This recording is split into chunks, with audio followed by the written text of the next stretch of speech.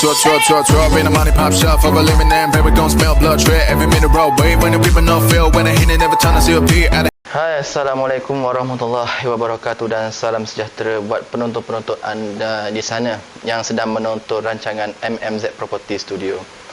Hari ini saya ingin berkongsikan sedikit ilmu berkenaan hal-hal tanah yang ada di Malaysia, khususnya negeri Cik Siti Wah Kembang, iaitu di negeri Kelantan. Bila sebut saja tanah, semestinya ramai yang dah tahu, mak ayah, pakcik-makcik, atuk nenek yang kat kampung mahu di bandar pun tahu pasal hartanah. Tapi perasakan anda ada satu perkara yang korang perlu ambil perhatian.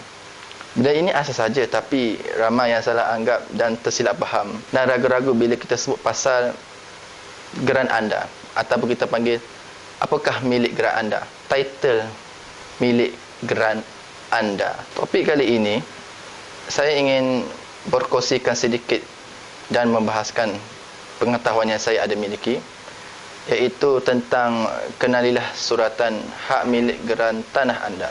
Dalam bab pertama ini, saya akan terangkan mengenai suratan hak milik atau lebih dikenali sebagai geran tanah. Geran tanah yang terdapat di Malaysia.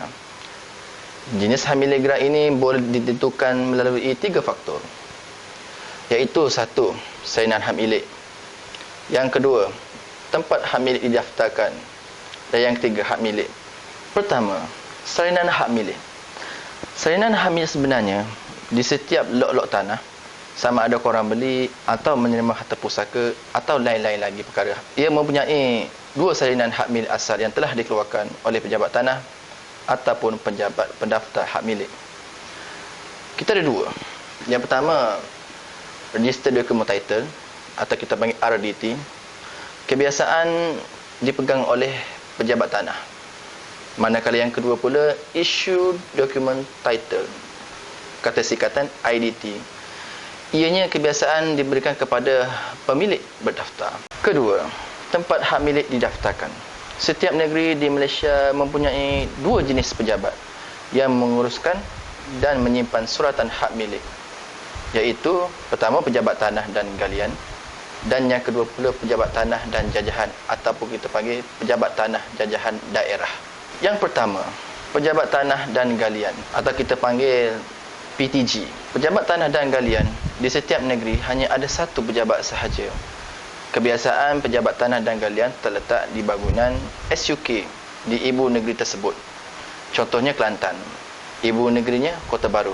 Jadi terletak di situlah bangunan SUK. Kebiasaan di PTG ataupun pejabat tanah dan galian akan menyimpan jenis hak milik geran seperti geran atau panggil GRN, pajakan negeri, dan hak milik sementara daftar, kata singkatannya HSD.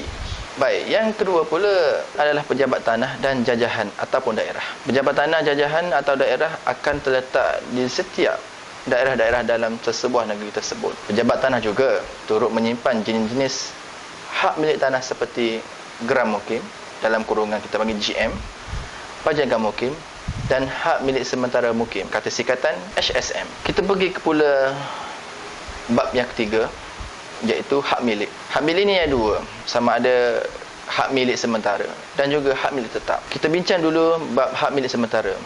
Hak milik sementara atau kita panggil qualified title, iaitu QT. Tujuan hak milik sementara adalah untuk membolehkan tanah yang diberi milik sebelum diukur dengan tepatnya. Pemegang hak milik status hak milik sementara mempunyai hak yang sama seperti hak milik tetap. Ukuran sepadan dan keluasan tanah hanya bersifat sementara sahaja, dan ia mungkin berbeza sedikit apabila memperolehi status hak milik tetap. Di setiap hak milik sementara boleh juga membuat proses penjualan, digadai atau dipajak.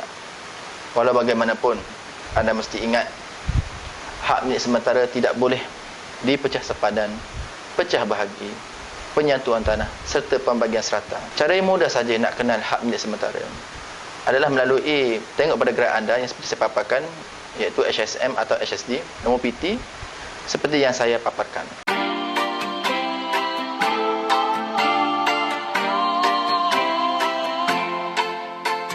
Hak milik tetap atau kita panggil final title bagi pemilik geran yang memiliki hak milik tetap dari segi ukuran, tepadan dan keluasan tanah yang tercatat pada pelan tanah gerak anda, ianya adalah muktamad.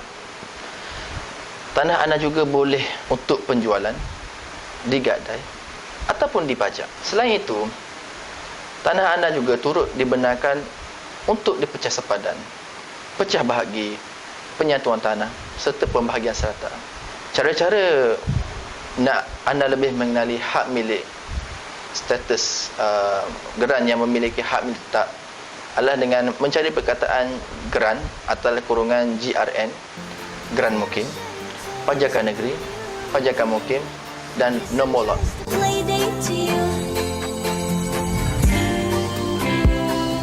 Di akhir video ini saya ingin sedikit rumusan berkenaan dengan geran tanah anda.